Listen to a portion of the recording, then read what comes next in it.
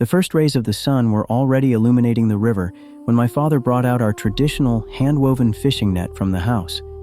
It had managed to dry overnight after our last fishing trip, and now a few torn meshes were clearly visible. He spread the net out on the soft grass near the house and called me over to help mend it so it would be ready for the river once again.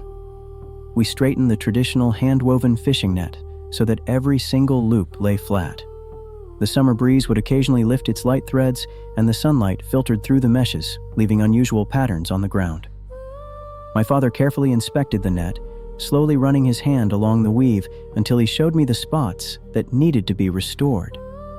He handed me a traditional wooden netting shuttle wrapped with strong thread made of natural fibers.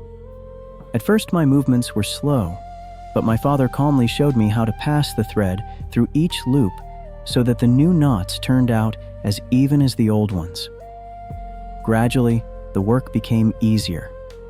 One by one, the tears disappeared, and the net grew strong again. Sometimes we would pause for a moment. Nothing could be heard but the river, the rustle of leaves, and the birds flying above the trees.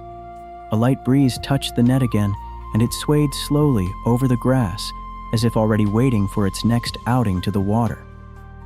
When the last knot was tightened, we carefully lifted the traditional hand-woven fishing net and hung it on forked wooden drying poles. The sunlight streamed through the even meshes, and the thin threads moved almost imperceptibly in the wind. My father took one more close look at the weave and nodded with a gentle smile. Later, I walked down to the river. The calm water reflected the trees, the sky, and the silhouette of our traditional hand-woven fishing net hanging nearby on the forked wooden drying poles.